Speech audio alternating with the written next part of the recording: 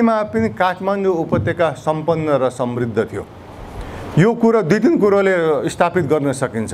एउटा कुरा त पृथ्वीनारायण शाहकै उहाँको प्रशंसकहरूले भन्नुहुन्छ, लेख्नु भएको छ, पृथ्वीनारायण शाह एउटा गोर्खाका गरिब गोर्खाका राज्यका रजौटाका एउटा राजकुमार काशीतिर जाँदा कि फर्किँदाखेरि उनले त्यो माथि डाँडादेखि काठमाडौँ उपत्यका हेरे अरे अनि काठमाडौँ उपत्यकाको सम्पन्नता देखेर उनलाई लोभ लाग्यो अरे अनि लोभ लागेर काठमाडौँ उपत्यकालाई म के अरे जित्छु, काठमाडौँ उपत्यकालाई म लडाइँ गरेर म आफ्नो लडाइँ वा षड्यन्त्र गरेर म जित्छु र आफ्नो बनाउँछु भन्ने उनको सपना उनको भयो अरे।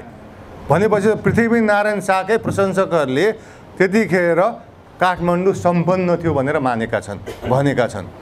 त्यसबाहेक तपाईँले काठमाडौँ उपत्यका जानुभएको बेला देख्नुभएको होला त्यो ठुला ठुला दरबारहरू, मन्दिरहरू, गुम्बाहरू जुन चाहिँ प्रायः सबै पृथ्वीनारायण शाहको पालाभन्दा अगाडि बनेको थियो। त्यस्ता ठुला ठुला नौताले दरबार, नौताले मन्दिर, ठुल्ठुला स्वयम्भू र के अरे जस्ता गुम्बाहरू बन्नको लागि त देश सम्पन्न हुनुपर्छ नि त। सम्पन्न नभइकन त्यस्ता ठुल्ठुला दरबारहरू बनाउनु सकिन्न त। यदि सकिने भए त हामी यहाँ झापामा पनि बनाउँथ्यो होला, पाँचथरमा पनि बनाउँथ्यो होला, पश्चिममा पनि हुन्थ्यो होला, तर बनाएको थिएनौँ। काठमाडौँले सक्यो किनभने काठमाडौँ सम्पन्न थियो। अनि काठमाडौँ कसरी सम्पन्न थियो भनेर र सम्पन्न काठमाडौँ कसरी चाहिँ गरिब भयो भनेर चर्चा गर्नु जरुरत छ। काठमाडौँ सम्पन्न हुनुको लागि एउटा त्यहाँको माटो पनि हो। काठमाडौँमा अति उर्वर माटो छ। त्यहाँ थोरै मेहनत गरे पनि थोरै रोए पनि धेरै फसलहरू पाक्छ। त्यसले गर्दा आफूलाई चाहिने एउटा कृषकले आफूलाई चाहिने भन्दा बढी उत्पादन गर्छ। त्यो त राज्यले पनि केही ट्याक्स लिन्छ हैन र त्यसो गर्दा राज्य पनि सम्पन्न हुन्छ। एउटा काठमाडौँ सम्पन्न भएको उर्वर माटोले गर्दाखेरि। दोस्रो कुरा चाहिँ काठमाडौँ सम्पन्न भएको काठमाडौँ चाहिँ तिब्बत र भारत बीचको व्यापारको नाका थियो। व्यापारको नाका भएपछि त्यो नाका त धनी हुन्छ किनभने त्यो व्यापारिक नाकामा व्यापारीहरू आउँछन्, उनीहरू बस्छन्, खान्छन्, होटलहरू खोलिन्छ होला, उनीहरूले तिब्बतदेखि सामानहरू भारततिर पठाइन्थ्यो, भारतदेखि सामानहरू तिब्बततिर पठाइन्थ्यो। त्यहाँको राज्यहरूले ट्याक्स लगाउँछ, ट्याक्स लगाएपछि त्यो राज्यहरू सम्पन्न हुन्छन्, धनी हुन्छन् हैन, त्यसरी पनि धनी थियो। अर्को चाहिँ त्यतिखेर काठमाडौँले चाहिँ के गर्थ्यो भने तिब्बतलाई सिक्का बनाएर बेच्थ्यो।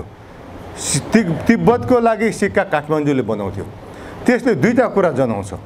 एउटा कुरो त्यो समयमा तिब्बतले आफूले सिक्का बनाउनु नसकेर काठमाडौँलाई बनाउनु दियो अनि काठमाडौँलाई दिँदाखेरि सायद भारतलाई पनि दिन्थ्यो होला, अन्य ठाउँहरूलाई पनि दिन्थ्यो होला, ती ठाउँभन्दा काठमाडौँलाई दियो भनेपछि काठमाडौँको सिप, काठमाडौँको टेक्नोलोजी त्यतिखेर यो क्षेत्रमा बढी अगाडि थियो भनेपछि त्यो विकसित थियो अरू अन्य वरिपरिको दाँजोमा हैन। अनि त्यस्तो विकसित क्षेत्रले सिपमूलक भएको समाजले सिक्का जस्तो सिपमूलक सामान बनाएपछि उसले बेच्दाखेरि के हुन्छ भने त्योबाट बढी मुनाफा पाइन्छ, कमाइन्छ, बढी सम्पत्ति कमाइन्छ। तपाईँ गाई वा भैँसीको दुध सिधै दुध बेच्नुहुन्छ वा तपाईँले त्यो दुधलाई घिउ बनाएर बेच्नुहुन्छ भने घिउबाट बढी नाफा पाउनुहुन्छ। अझ सिक्का त त्यो घिउभन्दा पनि बढी प्रशोधित चिज हो, बढी स्किलसिप भएको चिज हो। उदाहरणको लागि तपाईँलाई म भन्छु, आज हामी सबै फोनहरू चलाउँछौँ। एउटा फोन हामीले किन्नु पर्यो भने हाम्रो बारीमा आँप छ वा केरा छ भने 5 बोरा आँप बेच्नुपर्ने हुन्छ होला, 5 बोरा हामी चाहिँ केरा बेच्नुपर्ने हुन्छ होला भनेपछि त्यस्तो सिपमूलक चिजले चाहिँ बढी मुनाफा कमाउँछ। त्यसरी काठमाडौँ सम्पन्न भएको थियो। पृथ्वीनारायण शाहले काठमाडौँलाई जिते पनि षड्यन्त्रपूर्वक जितेको है। त्यो उनीहरूले साँच्चैकै उनको लडाइँको नियम खेलेर होइन। त्यतिखेरको जमानामा लडाइँको नियम जहिले पनि अहिले पनि लडाइँको नियम हुन्छ, त्यतिखेर पनि लडाइँको नियम हुन्थ्यो। त्यतिखेरको लडाइँको नियम अनुसार चाहिँ चाडपर्वमा आक्रमण गर्नु हुँदैन भन्ने थियो। तर पृथ्वीनारायण शाहले काठमाडौँमा त इन्द्र जात्राको दिन चाडपर्व मनाएर रक्सी सक्सी खाएर भोज भत्यार गर्दै गरेको बेला आक्रमण गरेर जितेका हुन् नि। झुक्क्याएर लडाइँको नियम नमानेर वा लडाइँको नियमलाई अपहेलना गर्दै उनले जितेका हुन्। तर जे भए पनि काठमाडौँलाई जिते षड्यन्त्रपूर्ण तरिकाले भए पनि। अनि त्यसपछि उनले के गरे, काठमाडौँमा रहेका मुस्लिम क्रिस्चियन व्यापारीहरूलाई धपाइदिए। अनि व्यापारीहरूलाई धपाइदिएपछि व्यापार कम भएपछि देश उत्तिकै धनी रहिरहन्छ त। देश त ओह्रालोको बाटो, व्यापारमा त ओह्रालोको बाटोमा लाग्यो नि। अनि त्यसपछि उनले तिब्बतसँग लडाइँ गरे। अब जसलाई सामान बेच्नु छ उसँग लडाइँ गरेर हुन्छ अनि त्यसपछि तिब्बतले सिक्का पनि लिन छोड्यो, तिब्बतसँगको व्यापार पनि कम भयो, अनि देश समृद्ध रहिरहन्छ। यसरी पृथ्वीनारायण शाहको नीतिले, पृथ्वीनारायण शाहको व्यवहारले त्यो र उनको त्यतिखेर पृथ्वीनारायण शाहको सन्तानदेखि अपनाएको एकात्मक व्यवस्थाले चाहिँ सम्पन्न काठमाडौँलाई पनि गरिब बनायो। काठमाडौँ सम्पन्न रहिरहेको भए सायद काठमाडौँले अन्य वरिपरिको क्षेत्रलाई पनि तान्थ्यो होला, होइन? त्यो काठमाडौँको देखासिकी गरेर अरू पनि धनी हुन्थ्यो होला, तर सम्पन्न काठमाडौँलाई नै पृथ्वीनारायण शाहले गरिब बनाए। भनेपछि के नेपालको उदाहरणले के प्रश्न देखिन्छ भने एकात्मक व्यवस्थाले देशलाई समृद्ध बनाउनु त कता कता बरु एकात्मक व्यवस्थाको नीतिले देशलाई चाहिँ गरिब बनाउँछ। अब म तपाईहरुलाई त्यसो भन्दाखेरि चाहिँ म अब अर्को एउटा संघीयताले कसरी समृद्ध गर्छ भनेर चाहिँ म तपाईलाई एक दुईवटा देशको उदाहरण दिन्छु। अमेरिकाको चर्चा गर्नेछु, त्यसपछि स्विजरल्यान्डको चर्चा गर्नेछु। अमेरिकाको चर्चा गर्दाखेरि म तपाईहरुलाई के भन्छु भने अमेरिका र नेपालको स्थापना सँगसँगै लगभग उस्तै टाइममा भएको, लगभग 10 वर्षको पछि छ, अघि पछि यी देशहरू निर्माण भएका हुन्। अमेरिकाले सुरुदेखि नै संघीयता अपनायो, कहिले पनि एकात्मक व्यवस्था अपनाएको छैन। अमेरिकाले संघीयता अपनायो सुरुदेखि, अहिले ऊ संसारको सबभन्दा शक्तिशाली देश छ, अहिले ऊ संसारको धनी देशहरूमध्ये एक हो। त्यो त एकात्मक व्यवस्थाले गर्दा भएको होइन नि, किनभने उसले कहिले पनि एकात्मक व्यवस्था अपनाएन। अमेरिका सम्पन्न भएको यदि संरचनाले सहयोग गरेको थियो भने त्यो संघीय व्यवस्थाले गरेको हो। संघीयता अपनाएर अमेरिका धनी देश भएको हो। त्यसो भन्दा केही साथीहरू भन्लान् हैन अमेरिका त धनी देश छ, अमेरिकाले त थुप्रै के अरे प्रदेशहरू धान्न सक्छ, उसलाई बोझ हुँदैन भनेर भन्लान्। म तपाईहरुलाई के प्रश्न पार्न चाहन्छु भने अमेरिका स्थापना हुँदाखेरि अमेरिका पनि गरिब थियो। म यो तपाईलाई कसरी स्थापित गर्न चाहन्छु भने कुनै पनि कोलोनाइज उपनिवेश रहेको देश धनी हुँदैन। जस्तो म तपाईलाई बेलायतको, अमेरिका पनि बेलायतको उपनिवेश थियो, भारत पनि बेलायतको उपनिवेश थियो। भारतमा बेलायतीहरूले के गर्थे?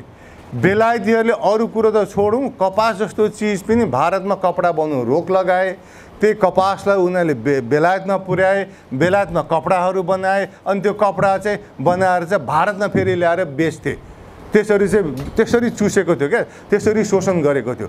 त्यसरी चाहिँ उपनिवेश देशहरू चाहिँ गरिब हुन्छन्, शोषित हुन्छन्। अमेरिकाको हालत पनि त्यही थियो। अमेरिका पनि बेलायतको एउटा कोलोनी थियो, त्यहाँ पनि बेलायतीहरूले साम्राज्यले चुसै थिए। त्यो बढी चुस्यो भनेपछि अनि अमेरिकाले पनि स्वतन्त्रता खोजे, मागे, त्यसको लागि आन्दोलन गरे र उनीहरू पनि समृद्ध भए, के अरे अनि स्वतन्त्र भए। भनेपछि अमेरिका पनि संघीयता अपनाउँदाखेरि गरिब थियो, संघीयता अपनाएर ऊ धनी भएको हो। म केही क्षणपछि संघीयताले कसरी देशहरूलाई धनी बनाउँछ भन्ने सैद्धान्तिक पक्षहरू चर्चा गर्छु, तर त्यो चर्चा गर्नुभन्दा अगाडि म अर्को केही कुरोहरू भन्छु। अब हाम्रा यहाँ साथीहरू चाहिँ के अरे संघीयतामा प्रान्तहरू धेरै बनाइयो भने धेरै बोझ हुन्छ भनेर कुरा गर्नुहुन्छ, होइन? अमेरिकामा 10 लाख भन्दा कम जनसङ्ख्या भएका 5-6वटा प्रान्तहरू छन्।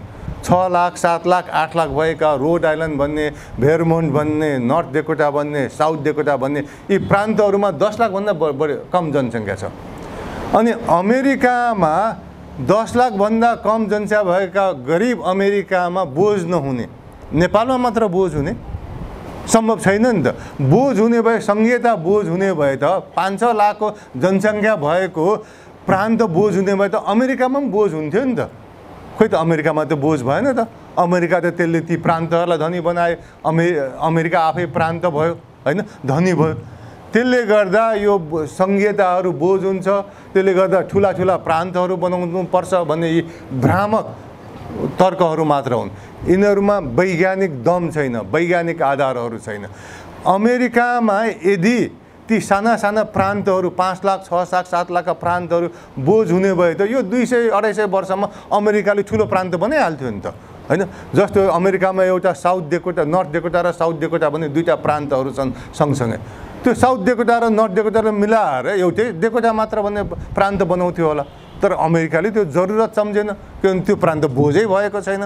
बोझ नभएको प्रान्तलाई किन छ? बरु अमेरिकाले त अमेरिकाको समाजशास्त्रीहरूले त सङ्घीयताले गर्दा अमेरिका समृद्ध भएको भनेर भन्नुभएको छ। यसको बारे म भरे तपाईँहरू चर्चा गर्नेछु। अब म तपाईँहरूलाई स्विजरल्यान्ड भन्ने देशको चर्चा गर्छु। स्विजरल्यान्ड भनेको देश नेपालभन्दा सानो देश हो। स्विजरल्यान्डको जनसङ्ख्या 90 लाख पनि छैन। त्यहाँ 26वटा प्रान्तहरू छन्। स्विजरल्यान्डमा सबभन्दा जनसङ्ख्या 16,000 हो। तपाईँको यहाँ कुन वडा नम्बर 1 को पनि 16,000 भन्दा बढी जनसङ्ख्या होला, होइन? अनि स्विजरल्यान्डमा 50,000 जनसङ्ख्या भएका 5-6वटा प्रान्तहरू छन्। अनि ती साना साना भएका प्रान्तहरू भएका जनसङ्ख्या भएका प्रान्तहरू स्विजरल्यान्डमा बोझ नहुने। नेपालमा 20 लाखको प्रान्त बनाउँछौँ वा 25 लाखको प्रान्त बनाउँछौँ भन्दा पनि होइन बोझ हुन्छ भनेर भन्छन्, होइन? त्यसले गर्दा यिनीहरूको कुनै पनि तर्कहरूमा कुनै दम छैन। तर के भइदिएको छ, नेपालका ठुल्ठुला टिभीहरू पनि उनीहरूकै नियन्त्रणमा छन्। नेपालका बढी पढिने पत्र पत्रिकाहरू पनि उनीहरूकै नियन्त्रणमा छन्। अनि कान्तिपुरले पनि एकहोरो सङ्घीयता बोझ लेखिदिन्छ, नागरिकले पनि अर्को थपिदिन्छ, अन्नपूर्ण पोस्टले पनि त्यही भन्छ, विभिन्न टिभीहरूले पनि त्यही भनिदिन्छन्। अनि हामी सबैलाई झुक्क्याइदिन्छ, होइन? हामी पनि झुक्किन्छौँ, अरूलाई पनि झुक्क्याए। त्यसले गर्दाखेरि चाहिँ यो यस्ता कुरोहरूमा नझुक्किन म तपाईँहरूलाई अनुरोध गर्दछु। अझ स्विजरल्यान्ड त कस्तो देश हो भने फेरि अहिलेकै कुरा होला क्या, होइन? स्विजरल्यान्ड त अब युरोपमा धनी देश हो नि त। धनी देश भएको उनीहरूले 26वटा पनि सक्छ होला नि त धान्न भनेर भन्छन् होला। म तपाईँलाई स्विजरल्यान्ड पनि लगभग 175 वर्ष अगाडि बनेको देश हो। स्विजरल्यान्डले सङ्घीयता अपनाउँदाखेरि त्यहाँ भर्खर लडाइँबाट उनीहरूले लडाइँ सिद्ध्याए, आपसी गृहयुद्ध सिद्ध्याएपछि शान्ति स्थापना गर्नको लागि उनीहरूले सङ्घीयता अपनाए। त्यतिखेर स्विजरल्यान्ड गरिब थियो, कृषि प्रधान देश थियो। स्विजरल्यान्ड भूपरिवेष्टित देश पनि हो। स्विजरल्यान्ड पहाडै पहाड भएको देश पनि हो। अनि स्विजरल्यान्ड त नेपालको दाँजोमा अझ अभागी छ। नेपाल जतिको पनि घाम लाग्दैन, किन्तु उत्तरी गोलार्धमा छ, होइन? त्यसो भएपछि स्विजरल्यान्डमा त्यहाँ मकै पनि नेपालभन्दा ढिलो पाक्छ, आलु रोपे पनि आलु पनि ढिलो पाक्छ, अन्य कृषि प्रधान कुरोहरू त्यहाँ ढिलो उम्रिन्छन्, फस्टाउँछन्। भनेपछि त्यो स्विजरल्यान्ड त नेपालभन्दा पनि प्राकृतिक स्रोत साधनले कम भएको के? नेपालमा त कमसेकम घाम त मध्य र दक्षिण नेपालमा त डह्रोसँग लाग्छ, स्विजरल्यान्डमा त्यति पनि लाग्दैन। स्विजरल्यान्डमा अन्य प्राकृतिक स्रोत साधन पनि छैन, तर पनि ऊ धनी भयो, समृद्ध भयो। उसले सुरुदेखि उसले पनि सङ्घीयता अपनाएर धनी भयो। स्विजरल्यान्ड कसरी धनी भयो भन्नाले त कथा उही हो। स्विजरल्यान्डले पनि आम नागरिकलाई शिक्षित बनायो, सक्षम बनायो, शिक्षामा लगानी गर्यो। अनि आम नागरिकहरू शिक्षित भएपछि स्विजरल्यान्डको म 1-2 कुरोहरू चर्चा गर्छु। तपाईँहरूलाई अहिले त हामी फोन चलाउनु थालेर मैले पनि घडी लाउनु छोडेको धेरै भयो। स्विजरल्यान्डले आफ्नो जमानामा ओमेगा, रोलेक्स जस्तो संसारका बहुत महँगो घडीहरू बनाउँथ्यो र त्यो संसारभरिका धनी धनी मान्छेहरूले लाउँथे। त्यो धनी धनी मान्छेहरूले खोजी लाउने घडी त त्यतिकै त बन्दैन। आम नागरिकहरू सक्षम हुनु पर्यो, त्यहाँ वैज्ञानिकहरू जन्मिनु पर्यो, होइन? अनि सक्षम तरिकाले ती बनाउनु पर्यो। र त्यसरी उसले कुनै स्रोत साधन नभए, प्राकृतिक स्रोत साधन नभए पनि आम नागरिकलाई सक्षम र शिक्षित बनाएर उसले घडी जस्तो संसारभरि डिमान्ड भएको घडी बनाएर, महँगो घडी बनाएर बेचेर ऊ समृद्ध भयो। अनि स्विजरल्यान्डको बारे तपाईँले अर्को कथा पनि सुन्नुभएको होला। हामी घरिघरि पढ्छौँ नि के अरे पत्र पत्रिकामा, होइन नेपालदेखि यति अरबसम्म के अरे वा खरब चाहिँ के अरे सम्पत्ति चाहिँ स्विजरल्यान्डको ब्याङ्कहरूमा कसले थुपारेको छ भने तपाईँ हामीले सोचेको पढ्छौँ नि। संसारभरिको मान्छेहरूले त्यो सम्पत्तिहरू स्विजरल्यान्डको ब्याङ्कमा लगेर थुपार्छन्, लुकाउँछन् वा थुपार्छन्।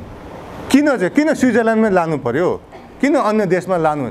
किनभने स्विजरल्यान्डले विशिष्ट ब्याङ्किङ सिस्टम स्थापना गर्यो। अरूले पनि त चाहन्थ्यो होला नि सबै पैसा जति मेरो देशमा आओस् भनेर। तर स्विजरल्यान्डले शिक्षा मार्फत उसले विशिष्ट के अरे ब्याङ्किङ सिस्टम बनायो। अनि संसारभरिका मान्छे हुँदा नेपालका मान्छेहरू पनि भ्रष्टाचार गर्छन् अनि पैसाहरू स्विजरल्यान्डमा लगेर थुपारेको हामीले प्रत्येक साल जस्तै एकपल्ट यो पढ्छौँ। त्यसले गर्दा त्यो कसरी सक्यो? कथा फेरि उही हो। एक, उसले सङ्घीयता अपनायो।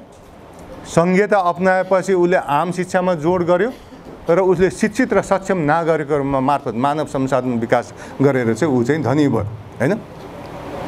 त्यसले गर्दाखेरि सङ्घीयताले चाहिँ देशहरू धनी बनाउँछ। अब सङ्घीयताले देशहरू कसरी धनी बन्छ भने सङ्घीयताले त विभिन्न प्रान्त बिचमा प्रान्तहरूलाई अधिकार सम्पन्न गर्छ हैन। म त्यसको बारे तपाईहरुलाई म चर्चा गर्छु। अब यसरी चर्चा गर्दाखेरि म एउटा कुरो जस्तो सङ्घीयता भनेको चाहिँ के हो भने प्रदेश र केन्द्र बीचको संवैधानिक हिसाबले शक्ति विभाजन हो।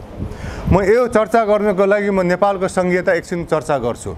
नेपालको 7 प्रदेशीय सङ्घीय खाका म चाहिँ यो सङ्घीयता होइन भन्छु, यो नक्कली सङ्घीयता।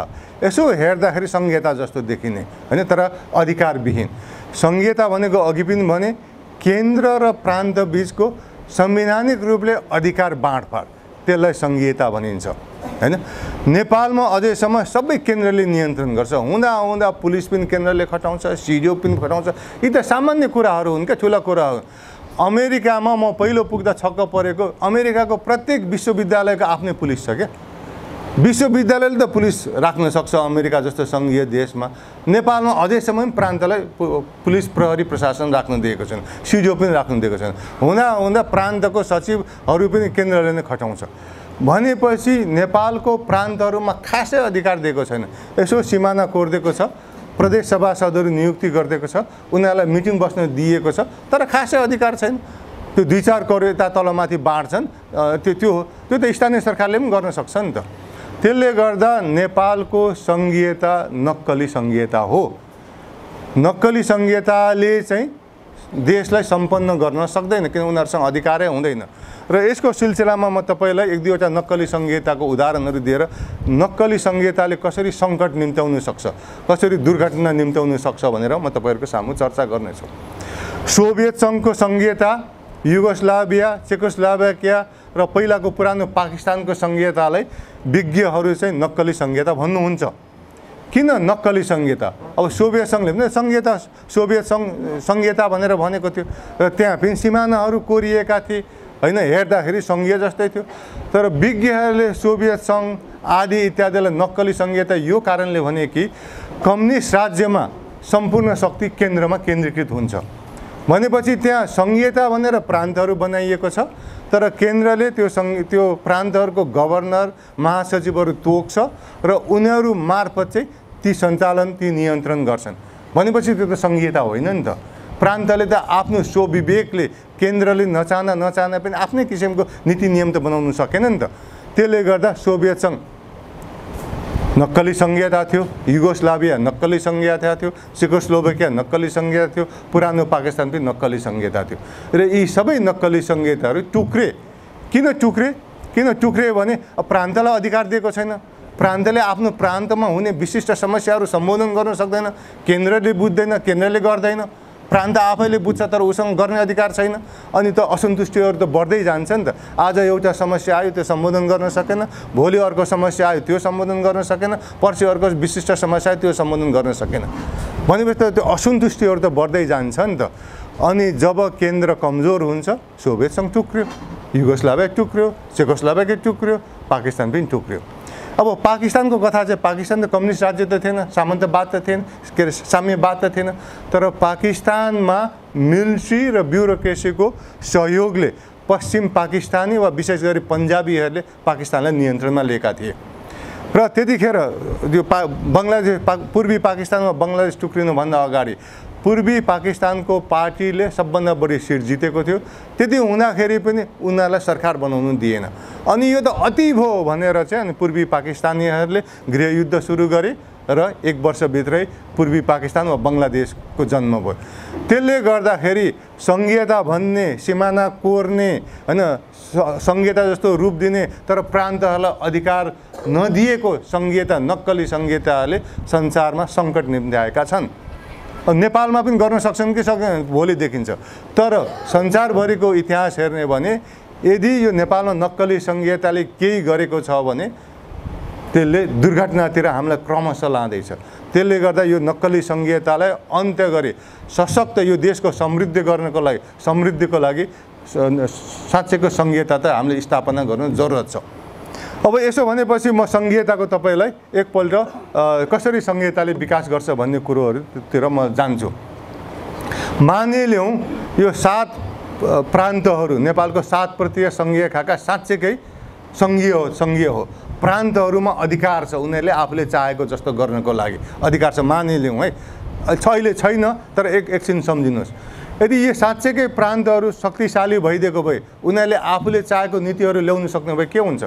सबै प्रान्तले त मेरो आफ्नो प्रान्त विकास गरौँ भन्ने चाहन्छ नि त। 1 नम्बरले पनि त्यही चाहन्छ, 2 नम्बरले 3 नम्बरले सबैले चाहन्छ, किनभने प्रान्तमा पोलिटिकल राजनेताहरू प्रतिनिधिहरूले शासन गरिरहेका छन्। पोलिटिकल पार्टीका मान्छेहरूलाई प्रतिनिधिहरूलाई फेरि पनि चुनाव जितौँ भन्ने आश हुन्छ, चाहना हुन्छ। त्यसले गर्दा मैले मेरो प्रान्त विकास गरेँ भने जनताले फेरि मलाई भोट दिन्छन्, त्यसले मेरो नाम रहन्छ, म चुनाव जित्छु भन्ने आश हुन्छ हैन। त्यसरी चाहिँ प्रान्तले सबै प्रान्तका राजनीतिकहरूले आफ्नो प्रान्त विकास गर्न चाहन्छन् भन्ने मान्यता हामी बुझ्न सक्छौँ। अनि त्यो विकास गर्नको लागि के गर्नु पर्यो त? अब आफूले आएको बजेट पनि राम्ररी खर्च गर्नु पर्यो, त्यतिले मात्र पुग्दैन। अनि उनीहरूले त्यो पुँजीलाई आकर्षण गर्न सक्छ अरे। त्यो फ्याक्ट्रीवालाहरूलाई, व्यापारीहरूलाई, उद्यमीहरूलाई मेरो प्रान्तमा आएर फ्याक्ट्री खोलिदेऊ न हैन, गाडीको फ्याक्ट्री बनाइदेऊ वा चाउचाउको बनाइदेऊ वा साइकलको बनाइदेऊ वा अन्य कपडाको चाहिँ फ्याक्ट्री मेरो प्रान्तमा खोलिदेऊ न। किनभने प्रान्तमा आएर पुँजी त्यसरी फ्याक्ट्रीहरू खोल्यो भने, व्यापारहरू बढ्यो भने त यहाँको मान्छेले के अरे काम पाउँछन्, उसले त्यो काम गरेको मान्छेबाट राज्यले इन्कम ट्याक्स, प्रान्तले इन्कम ट्याक्स लिन्छ, त्यो उद्योग धन्दाहरूबाट इन्कम ट्याक्स लिन्छ वा अनि धनी हुन्छ नि त, त्यसरी समृद्ध हुन्छ नि त। त्यसरी चाहिँ त्यो चाहना सबै प्रान्तहरूको हुन्छ अरे। त्यो त प्रान्तको चाहना हो। पुँजीपतिहरूको चाहना के हुन्छ? पुँजीपतिहरूको चाहना चाहिँ के हुन्छ भने मसँग यति पुँजी छ, मैले यो पुँजी चाहिँ जहाँ चाहिँ बढी फाइदा हुन्छ म त्यहाँ लगानी गर्छु भन्ने। किनभने त व्यापारीलाई, उद्यमीलाई त आफूले भएको पुँजीबाट बढी से बढी फाइदा गर्नु छ नि त। ऊ त के अरे पुँजी त जता पाए त्यही खर्च त गर्दैन नि त हैन। त्यसले गर्दाखेरि ऊ चाहिँ कहाँ चाहिँ मेरो पुँजीले बढी फाइदा पाउँछ भनेर हेर्छ अरे। 1 नम्बरमा हो कि 2 नम्बरमा हो कि 3 नम्बरमा हो कि 4 नम्बर। अनि उसले त्यसरी हेर्दा के हेर्छ अरे? एउटा कुरा उसले चाहिँ त्यहाँ शिक्षित र सक्षम जनसङ्ख्या छ कि छैन त्यहाँका नागरिकको। अघि मैले भने नि के मानव संसाधन त्यहाँ विकास भएको छ कि छैन। अनि उसले हेर्छ अरे त्यहाँ बाटोघाटो भएको छ कि छैन। किन सामान त उत्पादन गर्नु पर्यो, तर त्यो त बेच्नुको लागि त बाटोघाटो चाहियो। त्यहाँ पानी र बिजुलीको व्यवस्था छ कि छैन, र त्यहाँ के अरे विधिको शासन छ कि छैन, आदि इत्यादि हेर्छ अरे। अनि जहाँ चाहिँ बाटोघाटो छ, पानी बिजुलीको व्यवस्था छ, जहाँको जनताहरू चाहिँ शिक्षित र सक्षम छन्, त्यहाँ चाहिँ पुँजीवालाले, पुँजीपतिले फ्याक्ट्री बनाउँछ, बन्द व्यवसाय सुरु गर्छ अरे बढी मात्रामा। अनि यो कुरो त बिस्तारै सबै प्रान्तहरूले बुझ्छन्। पुँजीलाई आइज भन्दा त आउँदैन रहेछ।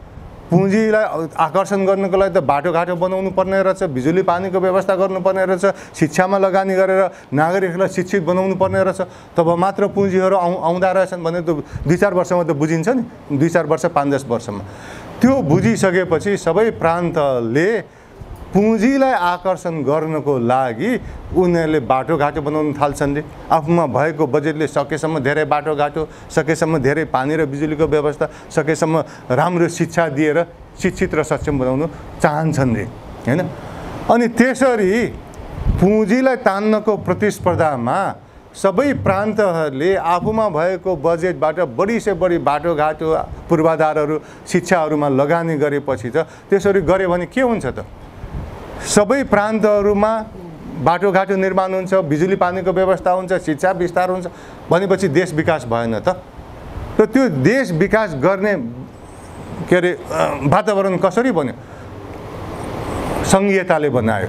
सङ्घीयताले प्रान्तहरूलाई अधिकार दिएर आफ्नो प्रान्तलाई विकास गर्छु, पुँजीलाई आकर्षित गर्छु भनेर त्यो प्रतिस्पर्धामा उनीहरूले बाटोघाटो, पानी बिजुलीको व्यवस्था गरेपछि सबै प्रान्तहरू पहिलाको दाँजोमा विकसित भए भनेपछि त देशै विकास भएन त पहिलो कुरो। त्यसरी देश विकास हुन्छ अरे। दोस्रो चाहिँ कुनै पनि देशमा, चाहे त्यो अमेरिका होस्, चाहे त्यो चीन होस्, कुनै पनि देशमा आफ्नो देशमा भएको र उपलब्ध एउटा निश्चित के अरे पुँजी हुन्छ। चाहे मानिलिउँ नेपालमा 1 खरब पुँजी छ अरे, आफ्नो देशकै पुँजी र बाहिरबाट आउने पुँजी।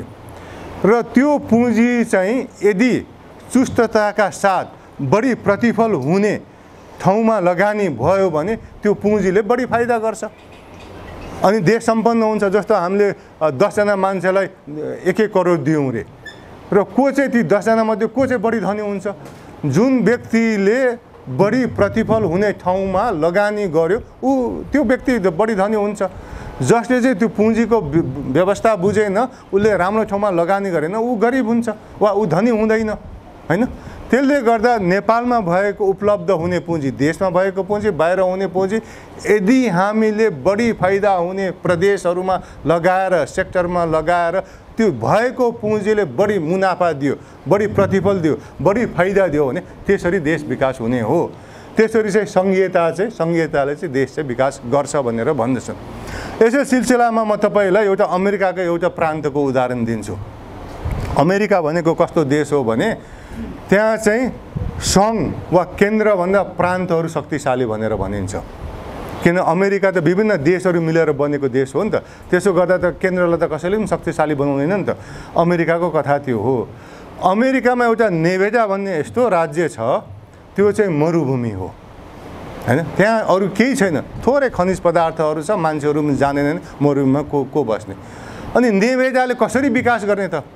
त्यो त केन्द्रको मान्छेलाई चासो पनि हुँदैन, थाहा पनि हुँदैन, अन्य प्रदेशको पनि त्यो इन्ट्रेस्टको विषय भएन। अनि नेभेडाले के गर्यो भने अमेरिकामा अन्य प्रदेशहरूमा जुवा घर बनाउनु दिँदैन प्रान्तहरूले, त्यो प्रान्तको अधिकारभित्र पर्छ। नेभेडाले के गर्यो भने म त अरू तरिकाले विकासै गर्न सक्दिनँ, म मेरो प्रान्तमा जुवा घर खोल्न दिन्छु भनेर अनि त्यो लास भेगास भन्ने सहरमा, नेभेडाको लास भेगास भन्ने सहरमा जुवा घर छ, क्यासिनोहरू के सयौँ क्यासिनोहरू छ बनाएका छन्। अनि त्यहाँ अमेरिकाभरका मान्छेहरू छुट्टी मनाउन जान्छन्, जुवा खेल्न जान्छन्, नाटकहरू हेर्न जान्छन्। संसारका एकदम स्थापित गायक गायिकाहरू त्यहाँ वर्षौँ बस्छन् क्या। प्रत्येक साँझ जस्तो उनीहरूको त्यो कन्सर्ट हुन्छ क्या, त्यो कन्सर्टहरू हेर्न जान्छन्। र लास भेगासलाई चाहिँ अमेरिकीहरूले नै त्यो पापको सहर भन्छ क्या। जुवा खेल्ने, मस्ती गर्ने, नाटक हेर्ने, गीत सुन्ने, त्यो मोज मस्ती गर्ने सहर क्या। त्यस्तो बनायो। अमेरिकाको मात्र होइन, संसारदेखि पनि पैसा हुनेहरू त्यहाँ जान्छन्। र यो के अरे त्यो लास भेगासमा चाहिँ कस्तो भने संसारभरिका ठुल्ठुला कन्फरेन्सहरू हुन्छ क्या। त्यो मैले यो हाम्रो जस्तो कन्फरेन्स होइन कि, त्यहाँ चाहिँ सामानहरूको क्या। जस्तो लास भेगासमा चियाको पनि ठुलो कन्फरेन्स हुन्छ, चिया किन्ने मान्छेहरू पनि आउँछन्, बेच्ने मान्छेहरू पनि आउँछन्, चियाबारे प्रोफेसनलहरू पनि आउँछन्, संसारभरिदेखि आउँछन् क्या। 50,000 मान्छे एक हप्ताको लागि, कति हप्ताको लागि, कति समयको लागि त्यहाँ पुग्छन्। अनि त्यो कन्फरेन्स त्यस्ता ठुला कन्फरेन्सहरू किन लास भेगासमा हुन्छ भने त्यो क्यासिनोसँग ठुल्ठुला होटलहरू बनाइएको छ, हैन? ठुल्ठुला होटलहरू बनाएको छ। अनि त्यहाँ अब त्यो मान्छेहरूलाई त्यस्तो कन्फरेन्सहरू गऱ्यो भने काम पनि हुन्छ। ती मान्छे त्यस्ता अनि लास भेगासमा कन्फरेन्स गऱ्यो भने मान्छेहरू मोज मस्ती पनि गर्ने आउने भएकोले धेरै मान्छेहरू आउँछन् भन्ने बुझाइ छ। त्यसले गर्दा त्यस्ता कन्फरेन्सहरू कति हुन्छन्। लास भेगासमा यति धेरै होटलहरू छ कि, र त्यो यति धेरै होटलहरू भएकोले, प्रतिस्पर्धा भएको हुनाले तपाईँ अरू ठाउँमा जति 5 स्टार होटलको लागि तिर्नुहुन्छ नि, लास भेगासमा लगभग आधीमा तपाईँ बस्नु सुत्नु सक्नुहुन्छ क्या। त्यो धेरै होटलहरू भएर, प्रतिस्पर्धा भएर। र मैले मुख्य भन्नु खोजेको कुरो चाहिँ के हो भने अमेरिकाको नेभेडा भन्ने राज्य जो चाहिँ मरुभूमि हो, नेभेडा भन्ने राज्यले उसँग अरू कुनै उपाय थिएन। किन मरुभूमिमा के गर्ने त? खेतीपाती हुँदैन, अन्य कुरो हुँदैन।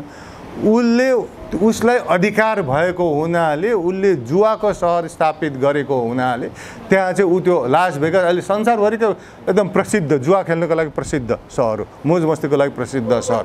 धेरै मान्छेहरू छुट्टी मनाउन जान्छन्, हैन? त्यसरी चाहिँ उसले आम्दानी गर्यो किनभने उसलाई अधिकार थियो। त्यसले गर्दा सङ्घीयताले चाहिँ के गर्छ भने आफ्नो प्रान्तमा के अरे स्रोत साधन छ, के छैन, हामी आफ्नो प्रान्तमा के गर्न सक्छौँ, सम्बन्धित प्रान्तले बुझ्छ नि त। सङ्घलाई त थाहा नहुन सक्छ नि त, अर्को प्रान्तलाई कम थाहा हुन्छ नि त। त्यसले गर्दा सम्बन्धित प्रान्तलाई